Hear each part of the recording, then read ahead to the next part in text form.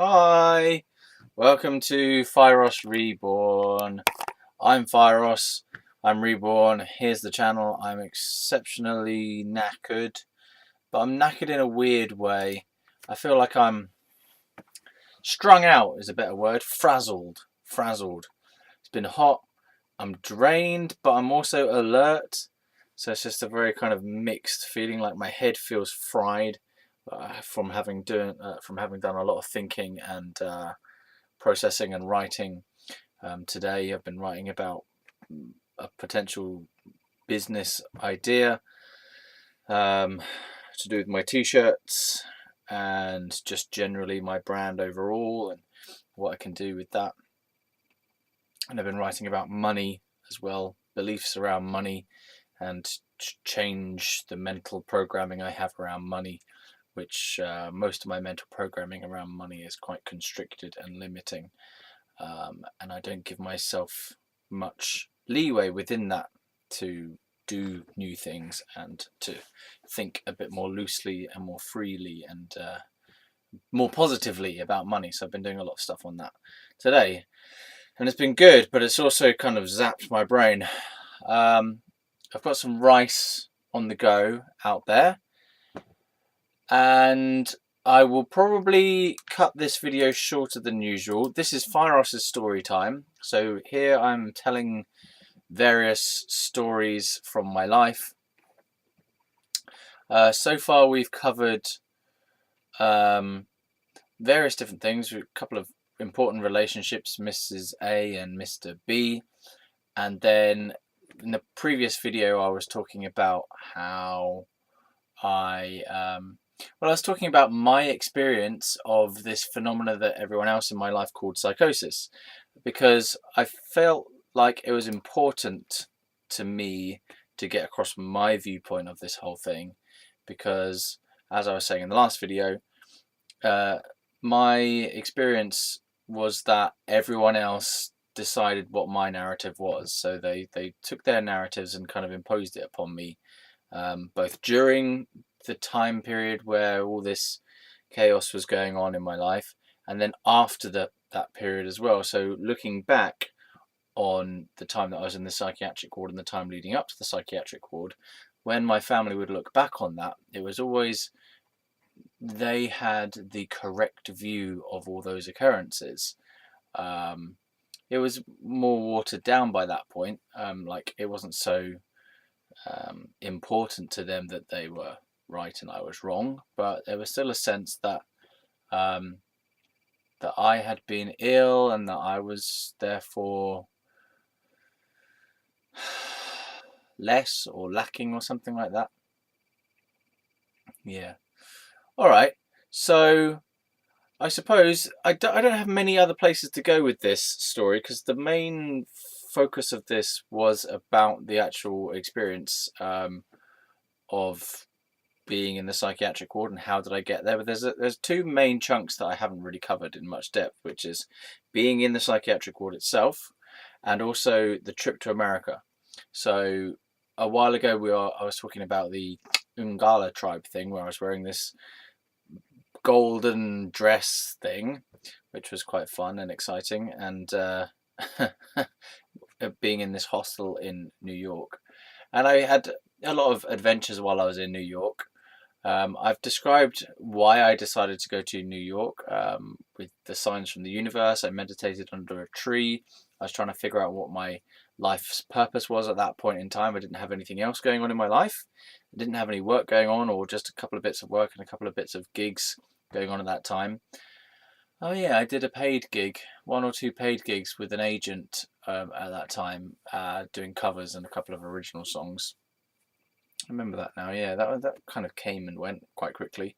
I think there was some clash between the values that I had and the values that the promoter had, or I didn't enjoy just doing all covers, or I can't remember why I stopped doing it, but I don't know.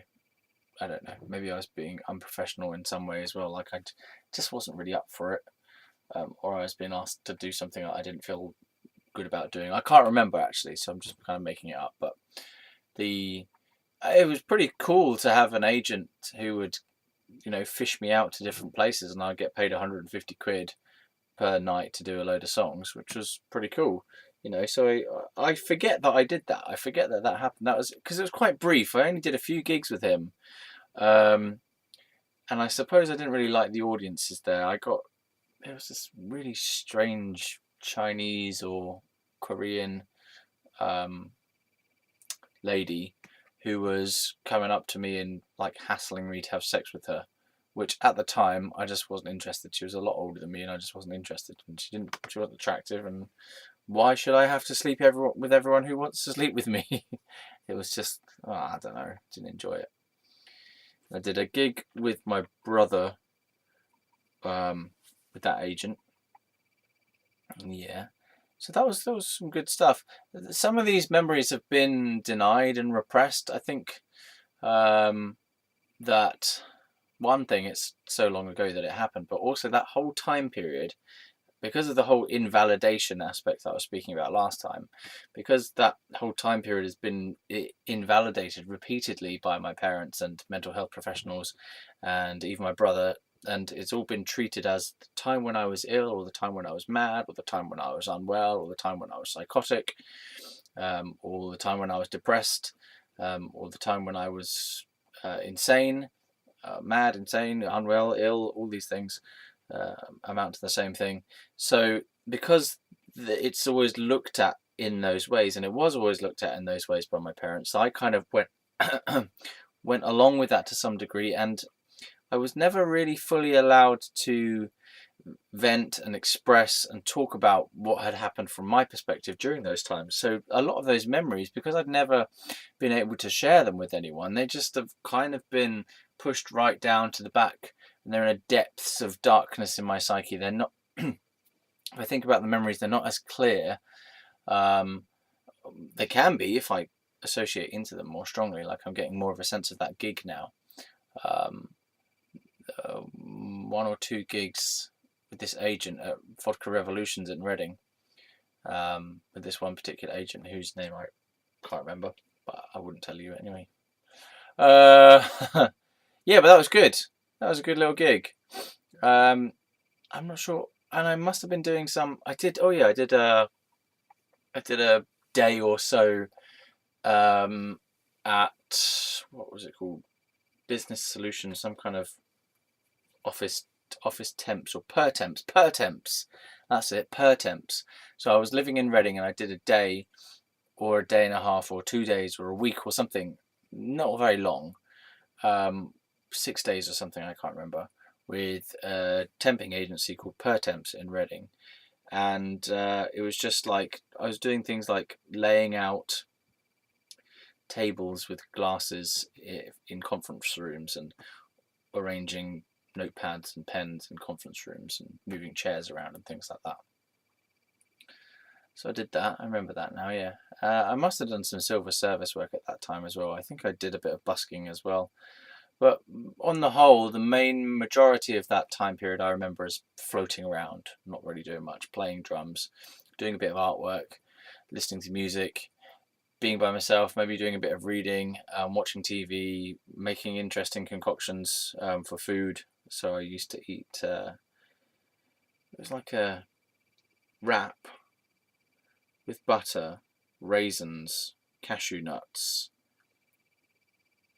banana, and microwave it. And it's like this sort of sweet, buttery, fruity wrap thing, tortilla wrap. Or pita, no, it was a pita. Maybe I did both actually, but I remember pita bread. Was it pita bread or naan? Can't remember. Some kind of thing, and it had like raisins or sultanas. I didn't really like sultanas. Raisins, butter, bananas, and cashew nuts, I think. Shove that in there. And this is another part of it actually that I'd forgotten. There was something really good about that time in Reading for me, because I had the opportunity to buy my own food and cook for myself, which I'd never had previous to that. I mean, I did have it a little bit in the halls of residence that I was in at uni, but we only needed to have we only needed to make our own food like on the weekends, or 1 or 2 meals on the weekends or something like that. So there was no necessity to be making much of our own food. So I was just messing around with silly ideas like the wrap thing.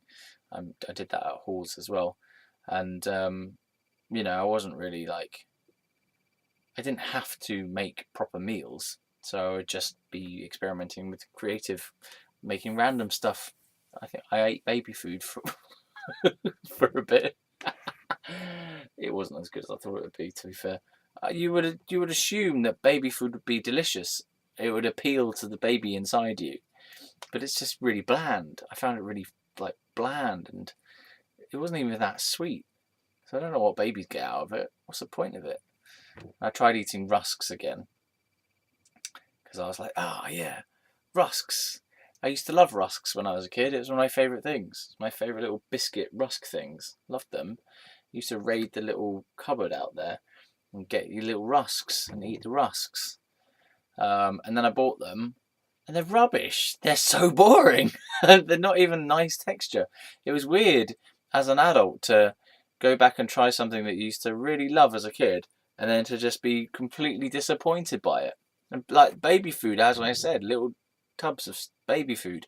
I may well have got powdered milk as well, and I can't remember whether I used. I must have used it, tried it, like baby milk. You know that stuff. I might have used some of that as well, but that was fun.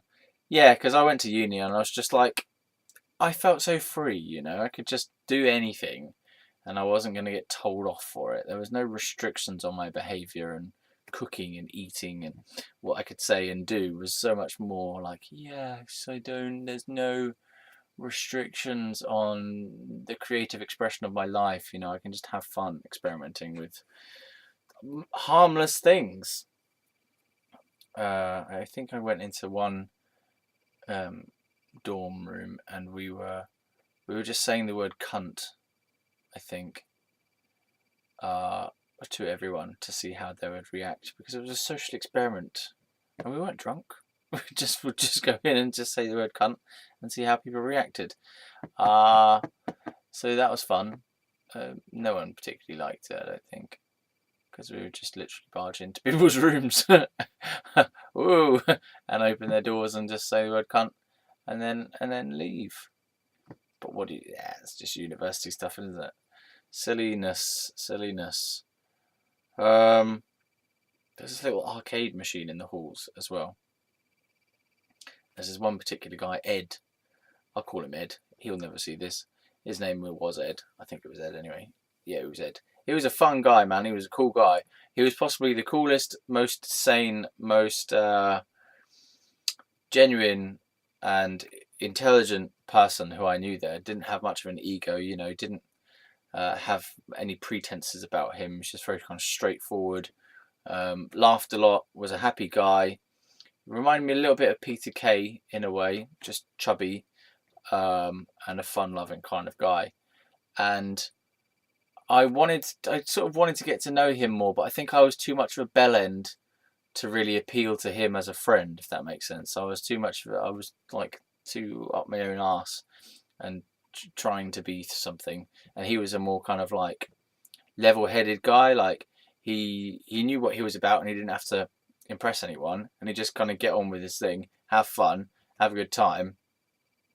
And I was the person who was like trying to be fun and trying to be funny and trying to help people and trying to basically invade people's lives to make them love me. Like, I guess I was this needy. I was like obsessively overbearing. I was wanting to be really, really friendly, but I think it came across, certainly to this Ed guy, as being overbearing and just a bit much. Like, I was trying to be fun and like cajoling and bantery, and I think I was just coming off as being a bit of a loser, really. That sucks. Yeah. Because I'd made this big constellation of nonsense about myself. Like, I didn't drink, I was a fucking vegan, I was gay. Like, what a nutter.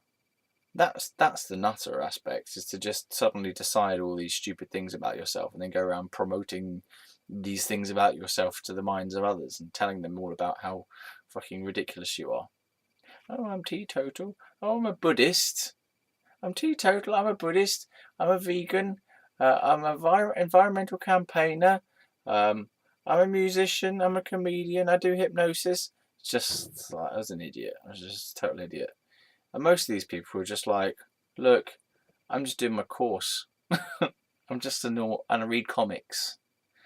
Or yeah, there's one guy who just like was really into his comics. I don't really get it, but his mum was a hypnotherapist, and I tried a bit of hypnotherapy on him, and he was like, "Yeah, you're not really getting it quite right." I was like, "Oh no, never had anyone say anything bad about anything I've ever done." Because my parents would always shower me with praise, which brought about this grandeur, delusion of grandeur. You see, my dad was always saying how I was going to change the world, and how my music was amazing, and that I had so much potential, or that I was going to be so successful, and all this stuff. So it's really building a massive sense of grandeur about my capabilities, my abilities, my potential, and my worth. And most of these other people were just normal. They didn't believe themselves to be this amazing thing. They hadn't been jumped up into a twerp like I had been. They didn't feel themselves to be the best thing since sliced bread. Actually, yeah, thinking about it. Apart from maybe Mike, who was the religious Christian nutter who thought that Jesus was the best thing since sliced bread, everyone else was kind of chill and maybe a little bit subdued or a little bit zealous here and there, but everyone else was a bit kind of samey, just all in a very sort of average level of, they had their individuality, but you could swap them out for another one.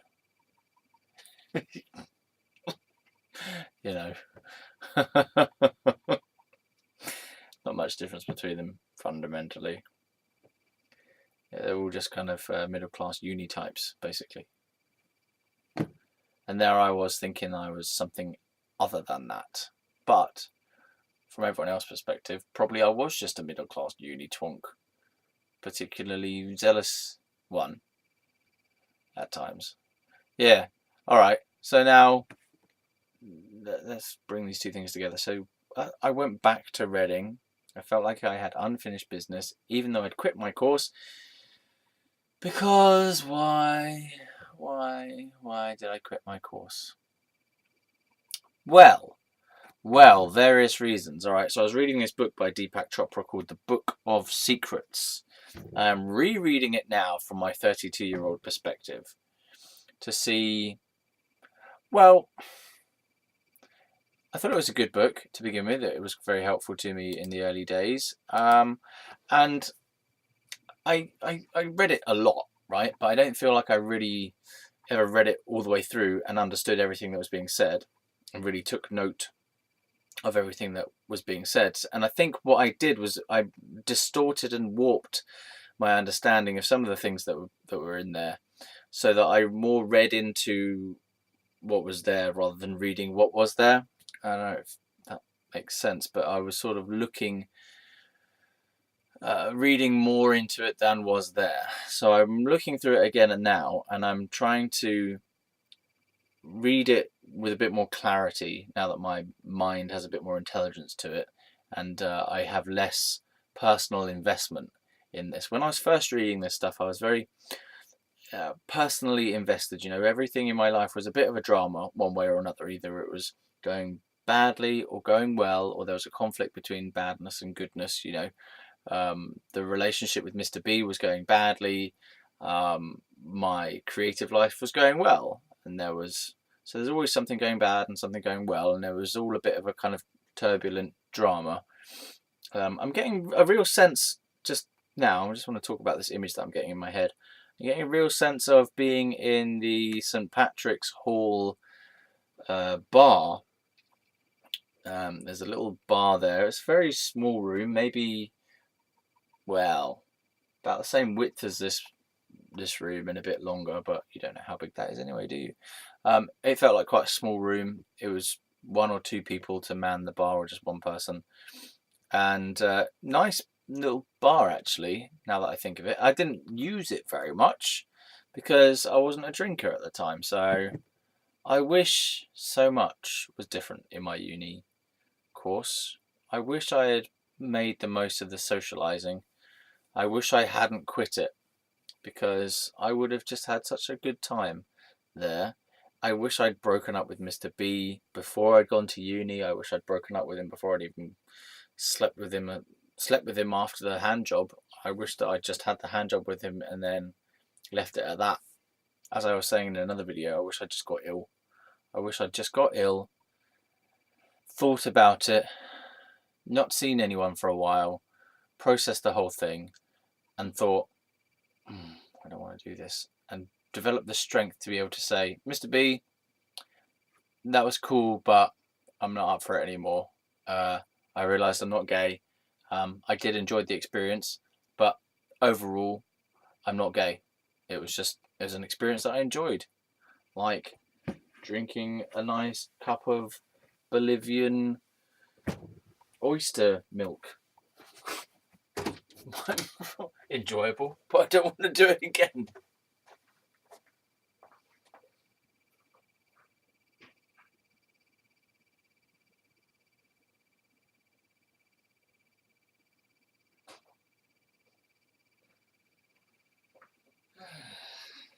Yeah, sorry, I just needed a quick break to get my food out. So yeah, there's a lot of stuff to talk about actually in the uni part. So I suppose this part could be meditations on Reading while I was at Reading, in the 2 different times that I spent a lot of time at Reading. In Reading, the place of Reading, town. It's a city actually. Okay, so a little bar there. Why is this relevant? Why is this coming back to me so much? There's the Ed guy playing the computer games. I'm trying to hassle him to have fun with me, like, play around with me, be silly with me, be my friend. Like, hassling him. And at that time, I was telling everyone I was gay. Maybe I fancied him. I don't think I fancied him. He doesn't appear attractive in my mind. Maybe, I don't know. What is the significance of this memory? Why has this memory suddenly come back? The bar. It's a nice place, and the little bar there. Why is this? That's all I've got. That's all I've got in my mind. It's just that bar. I want to turn the light off. We'll do ghost story now instead.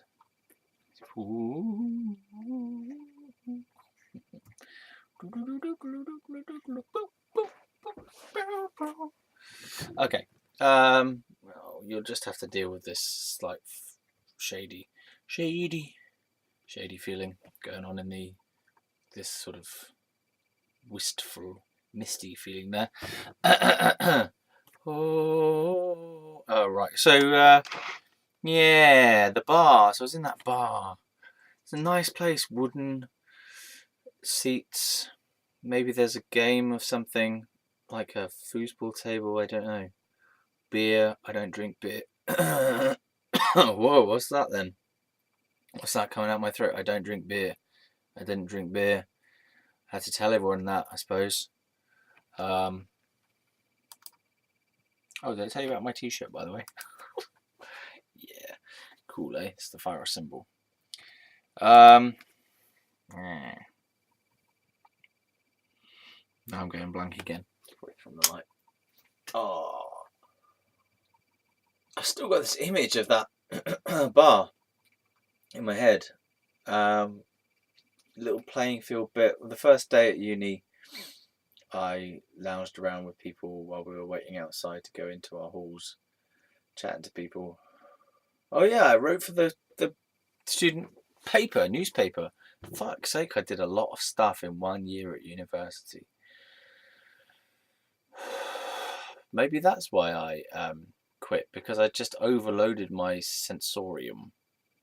I'd overloaded my brain with the amount of different things I'd done in such a short space of time. Could be. Could be. It could be. I keep saying that. Could be. It could be. Maybe it was. No, it wasn't. But it could be. So that bar. I think I like that bar. I wish I was there now. I wish I was in this little cool feeling in there. It's cool. It's dark, but the lighting is nice. It's an old room. The whole of the halls there is quite old feeling.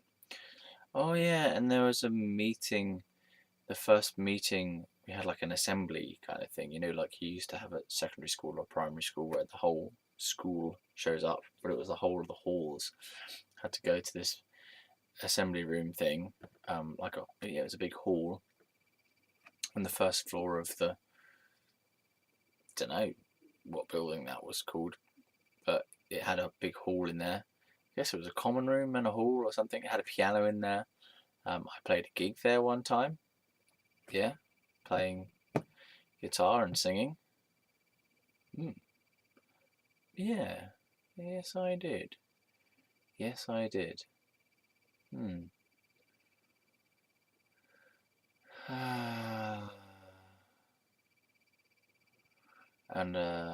did we sit in chairs or on the floor? I believe it was on the floor, but it could have been in chairs. And I remember it was the first day. We'd all gone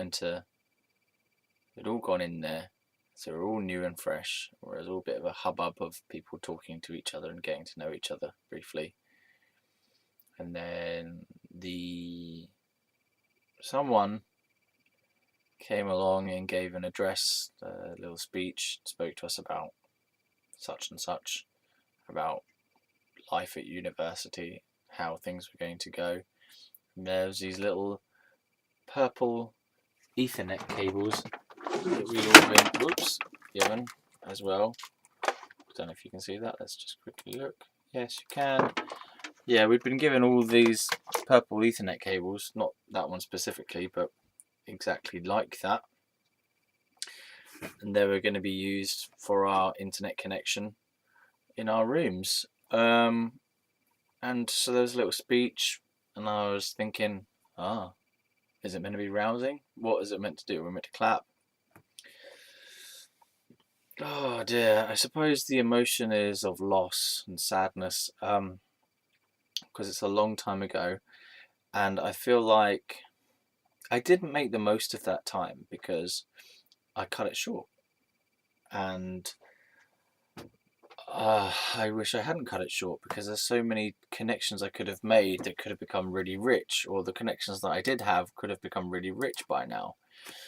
And I didn't because I left them all behind and ran off to do some strange adventure in music that didn't work, and then went off to America, which was different. And then went off to a psych ward, which was extremely different. So it's a shame because the friends that I made at university weren't really able to interface with me when I came back from America, because they'd moved on and I'd moved on, and I was going into this real freedom way of speaking and behaving, this really authentic way of speaking and behaving, a bit like I am now, just speaking freely, and thinking I have this wisdom about me, and it seemed to just be triggering people a lot. People weren't really interested in hearing what I had to say. They didn't want to hear my true stories of how much they say the word nigger in America, in Harlem, and how I said the word nigger as well in Harlem. They weren't happy about that because it was all a bit too far past the PC mark for them. So it was kind of difficult for them to kind of understand that was how people spoke in Harlem. And so me to relay it truthfully just didn't go down well. I remember that, sitting in one of my friend's rooms, and I was talking about my experiences from America, and I guess people just got bored of me talking, And I feel like you are getting bored of me talking now. It's all coming back. Yeah. So, gosh, dearie me. And I had sex with one of my friends from uni after I'd come back from America. There was a girl, we will call her Mrs. D, because there's a Mrs. C. I should speak about Mrs. C then, shouldn't I? Because Mrs. C was the 35-year-old woman who I ended up staying with for 3 weeks before I went to America. So, as I was saying in a previous video, I must have met her while I was busking in Windsor. Well, I know I met her while I was busking in Windsor. She dropped her card into my little guitar case and said to call her. And so I did call her. I had a number on the back of the card with a little smiley face. And she said, I don't normally do this, but dropped her card in. And on the back it said, call me. So I did call her. Now, as I said in another video, I had recently had this weird massage with this wheelchair dude.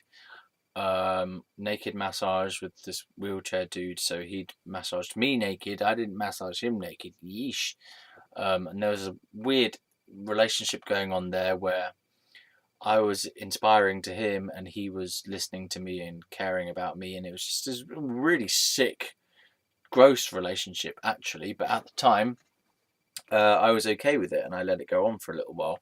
Like it was like he was a perv basically, but I liked the attention and I thought I was helping him in some way, which is kind of patronizing now that I think about it. But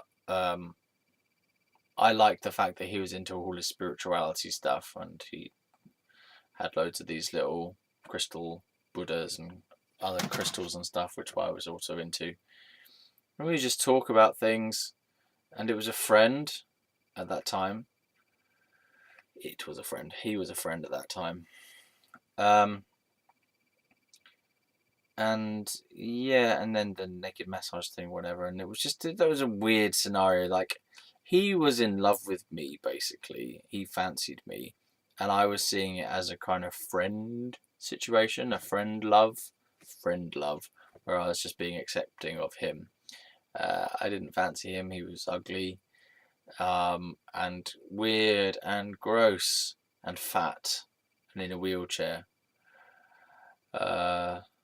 Yeah, and I didn't fancy him. Yeah.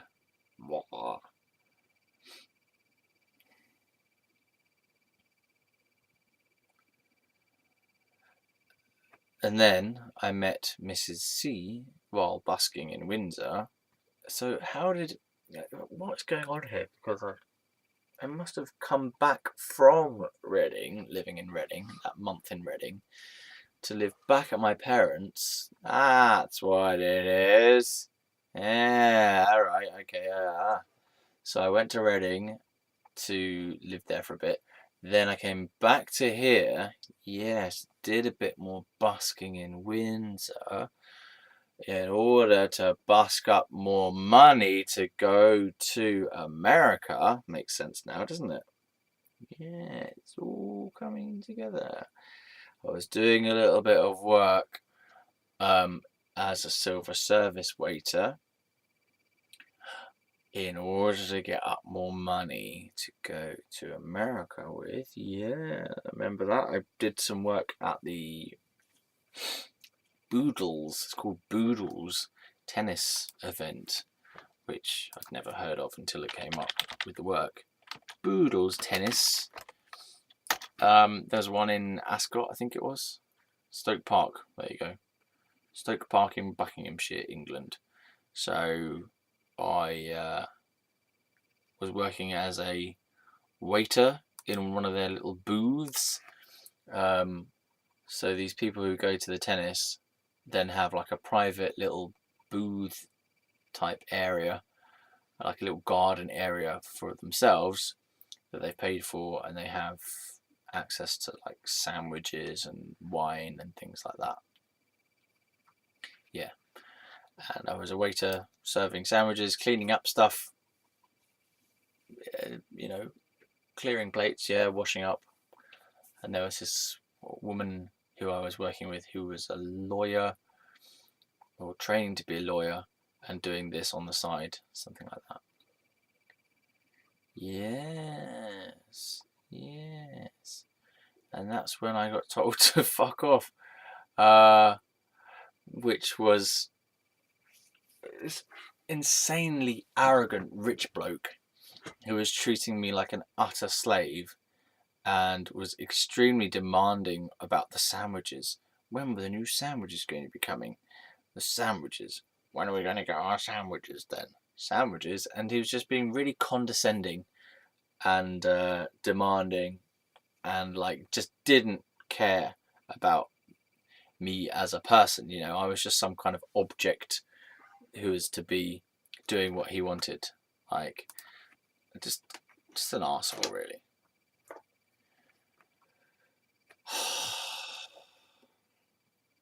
Yeah.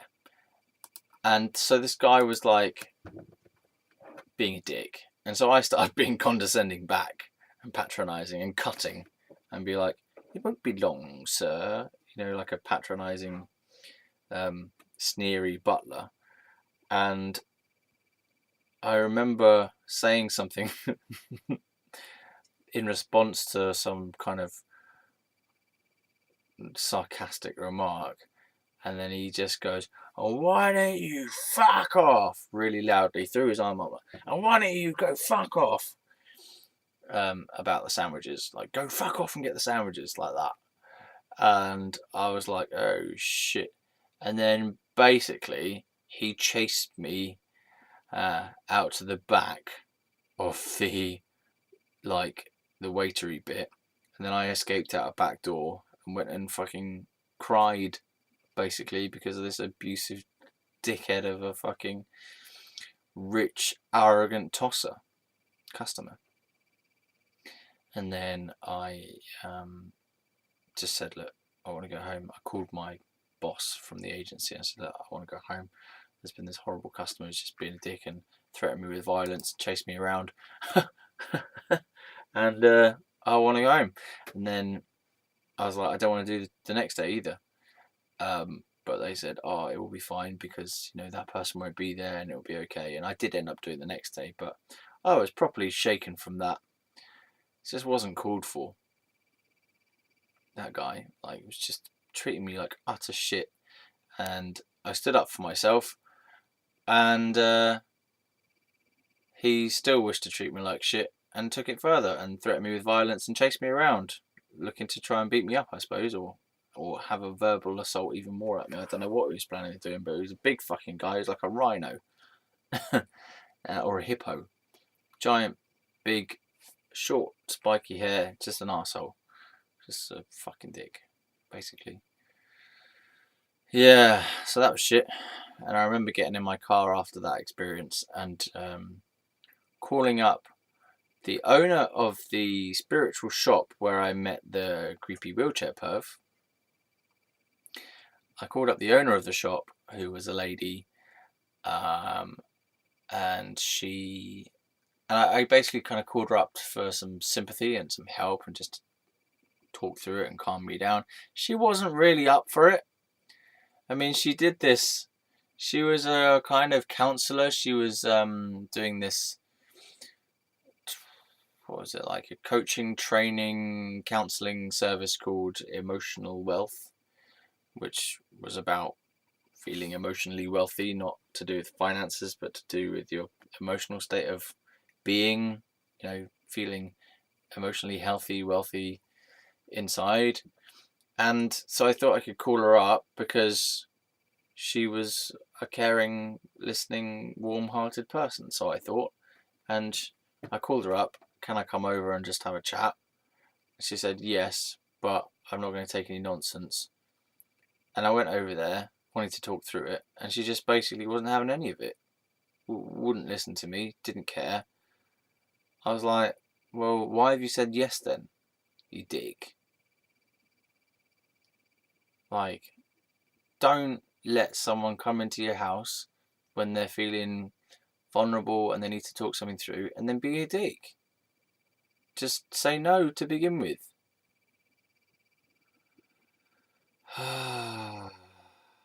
Bollocks to it. And all she was doing was squirting a little Tweety bird budgerigar with a little water pistol the whole time. Whenever the bird would squeak, she'd squirt it with a water pistol. Oh, man. And she was fat and all. Oh, my life. God damn fat, ugly bitches.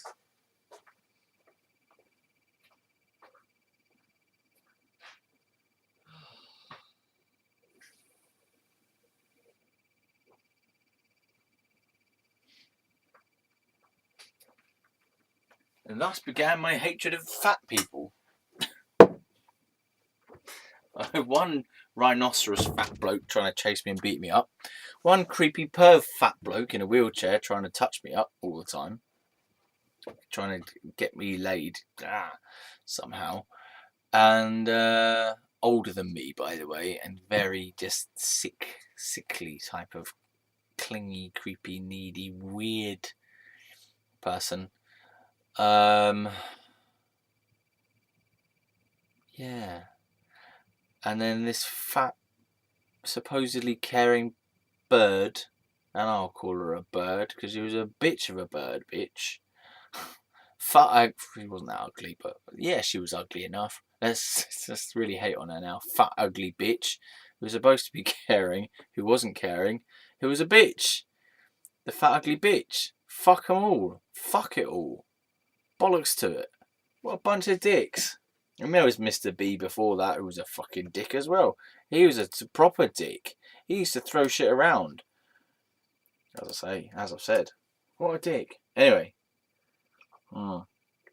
So, I met Mrs. C while I was busking in Windsor. I was living here.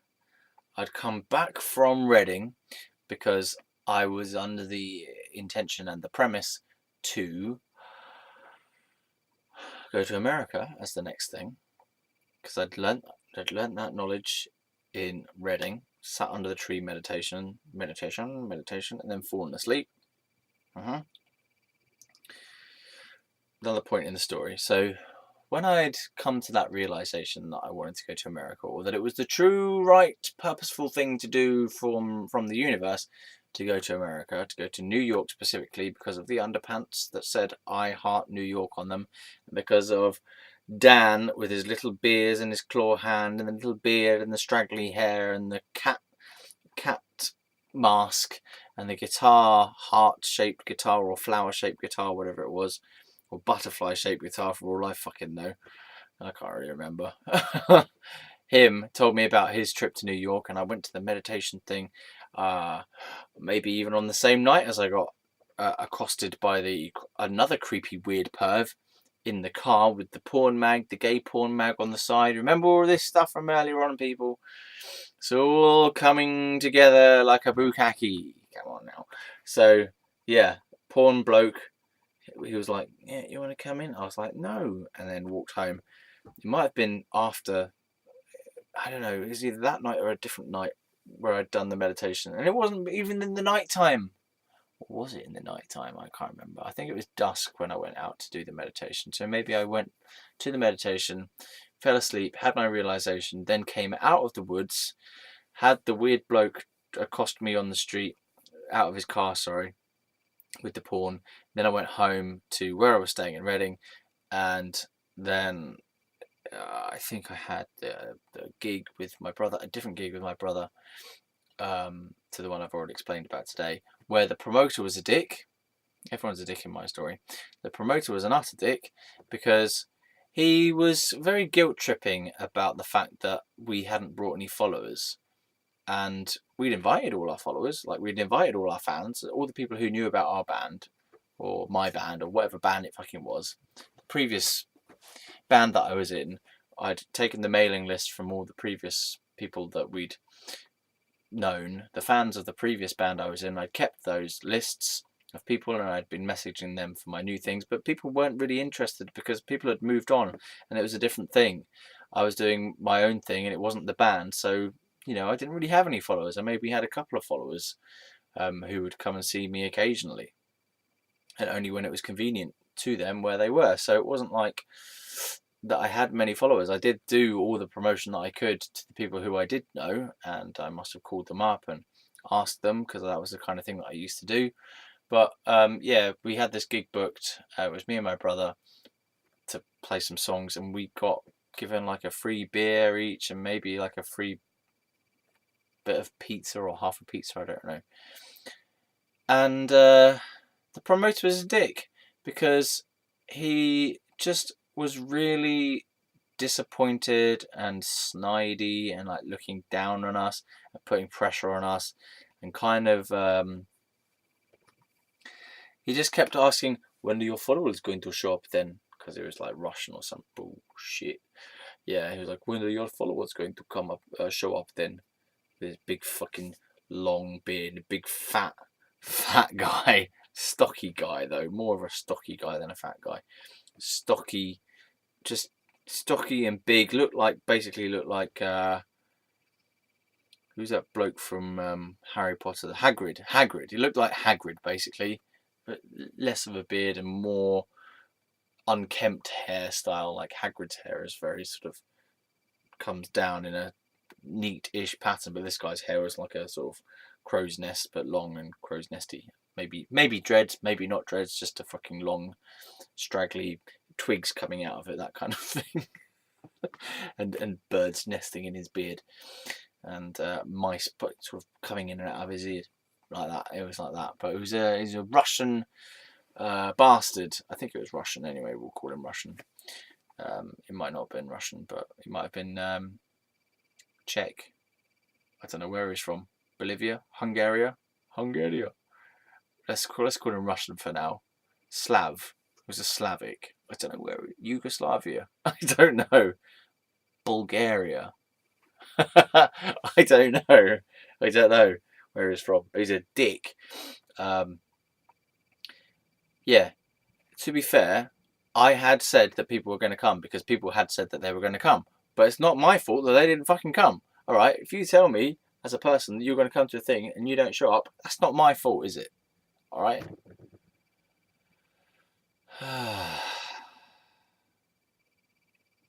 So he was all like, when are your followers going to come? You've had 2 beers now, free on the house.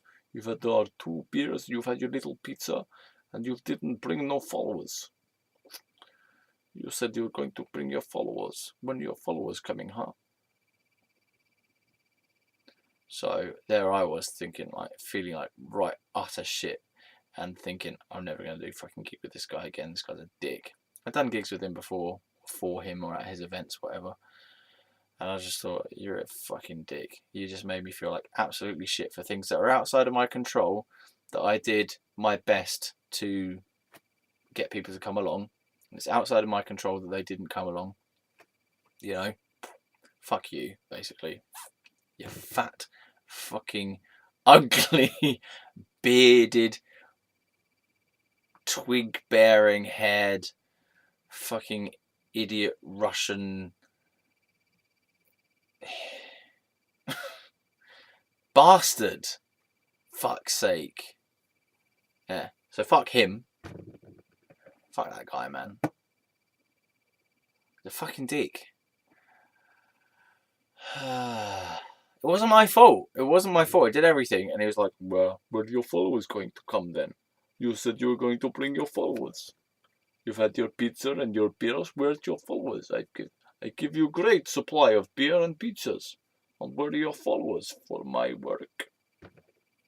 We give you great opportunity to play to millions of people, apart from your own followers. 20 millions. Sorry, that was a Jurassic Park, Jurassic World 2 thing. Jurassic World Fallen Kingdom. 20 millions. This is I don't know, strange Russian guy who's like bidding on the dinosaurs in there going, 20 millions. I started 20 millions. Okay, fine, shut up. So yeah, so fucking dick. Fuck that guy. So me and my brother were like, you know, fuck. We felt like shit. Because no one showed up. Which happens. That happens all the time in gigs. Yeah. Yeah. So, fuck that guy. Jesus. I need to say that a few. Fuck that guy. Fuck that guy. Make me feel like shit. Like really like slouched down low, and it was coming from the words that this person was saying. He was intentionally trying to make me feel like shit. He was intentionally like looking down on me and telling me off with his word. Where are your peoples? Where are your followers, huh? We've given you all these beers and pizzas, Mr. Bond. Where are your followers? You will die now. Fuck him. Fuck that guy! Oh my lord, I'm still stuck on that. Wow, I said I was going to cut this video short. Obviously I'm not. Fuck that guy, man. It's not my fault. Yeah, alright, so I met Mrs. C. She wasn't a Mrs. She was a Ms. or a Miss. She was married and then divorced. And she was Australian. I met her while I was busking in Windsor because she gave a little fucking card into the fucking thing. And we went for a hot chocolate and a muffin. Or a coffee and a muffin. I don't know what she had, but I guess I had a hot chocolate and a muffin. Because I wasn't really into coffees at that time. Yeah. And we went for a coffee and a muffin at Windsor. And I'd spoken to Mrs. A, as I mentioned on the previous video. I'd spoken to Mrs. A while I was still in Reading. How does this work? Because that gig I did was at Reading as well. How did I meet her while I was busking? I must have been staying at home and then going busking in Windsor and then going back to Reading. I don't know what the hell, man. I don't understand the timeline at that point. I don't know how I could speak to Mrs. A in my little room in Dan's house in Reading, right? About Mrs. C, who I'd met in Windsor, busking. I don't get it. Anyway, let's just carry on from that point. Those are things that happened. I don't know how or why they happened in that way. Like, did I drive from Reading to come home, to then go out busking, to then meet Mrs. C while busking, and then go back home to Reading afterwards? Maybe. Don't know. And then come back to home because the month had finished at the place in Reading with Dan, because the person was coming back to have her room back. I wasn't even in her room. I was in another spare room, but right, okay, I feel like I'm getting insane now. Let's try and I want to tell a little bit of this story. So, went for a hot chocolate and a muffin with Mrs. C, and she was quite pretty. Slim, not a fat fucking bastard and a creepy old perv. Alright, she was slightly older than me. 35, I was 21. Or 20. I can't remember. She was a cougar in that sense. Older woman looking for a younger guy, finding me attractive, liking the whole musician thing. I believe I was bald. Was I bald or did I have hair? Oh, probably had hair by that point. Fine. So we were just chatting and she was flirting with me and I was flirting with her. I fancied her, she fancied me. Ding, ding, ding. And I said to her that, oh, yeah, well, most recently I just had a naked massage with a 48-year-old guy in a wheelchair. She was like, okay, funny, cool, interesting. You're a weird person and I like the fact that you're weird, that kind of thing. So she was into me. She liked the fact that I was unique and weird and silly and on this adventure type thing. I must have told her that I was going to New York. She let me stay at her place. We went on little dates first though, I think, or at the same time. So she was working in Birmingham or Manchester. And so she would spend 5 days of the week away and working. And she let me live in her flat because it was unoccupied and I wanted to be away from my parents. So it worked out nice that she let me stay in her flat. She was away. We had sex when she was back a few times, I guess. I only really remember once or twice though. I remember the first time.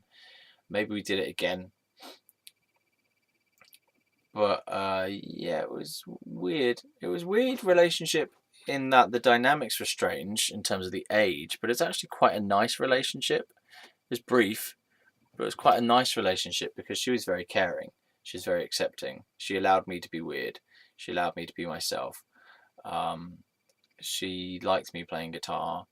Um, Maybe she was a little bit sick too, like a bit sickly, you know, a bit weird that she wanted a 21-year-old living with her kind of thing. Um, she kept asking me to give her a serenade, like a private serenade thing. I was like, you have to fucking pay me. I think I said that. Yeah. I mean, I did it for her anyway, you know, without being paid.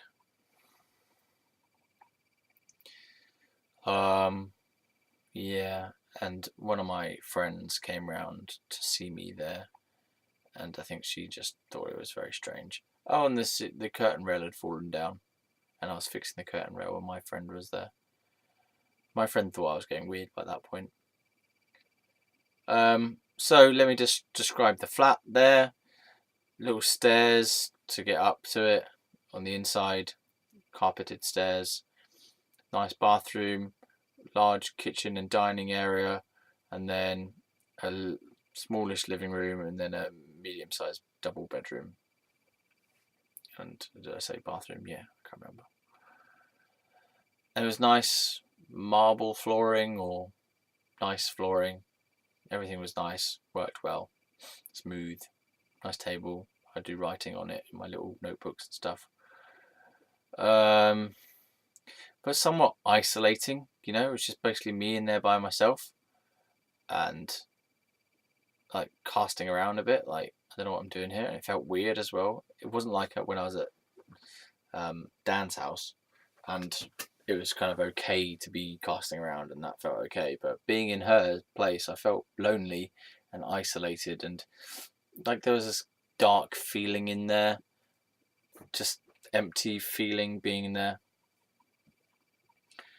I used to eat her artichoke hearts. That sounds weird.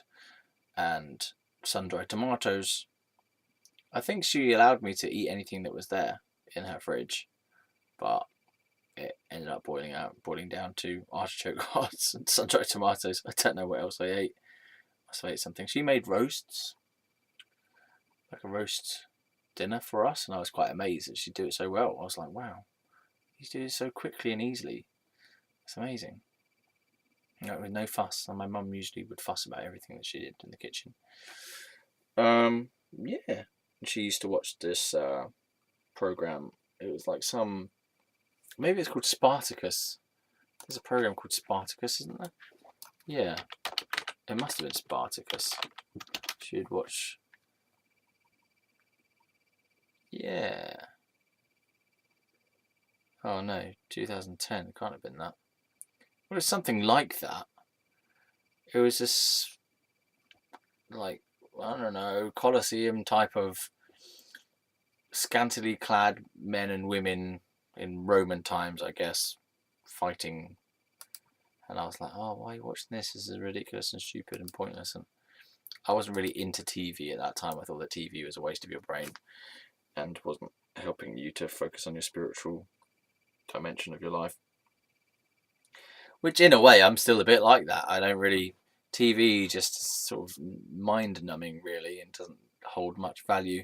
Some things do hold value in it, of course, but a lot of the TV I don't find to be particularly good. And I find it processing. You need to process that shit, and you can just get sucked into it if you're not careful. You're just like, and you're not even thinking anymore. You're not evaluating anything. You're not assessing anything. You're not enjoying it necessarily. You're just zombified. Like that. All right. So my mind is still pretty fried. I will say that. I can feel it. It just feels like this sort of. I don't feel great in my mind right now. It just feels fried, frazzled. It's been hot today as well, and I feel tired.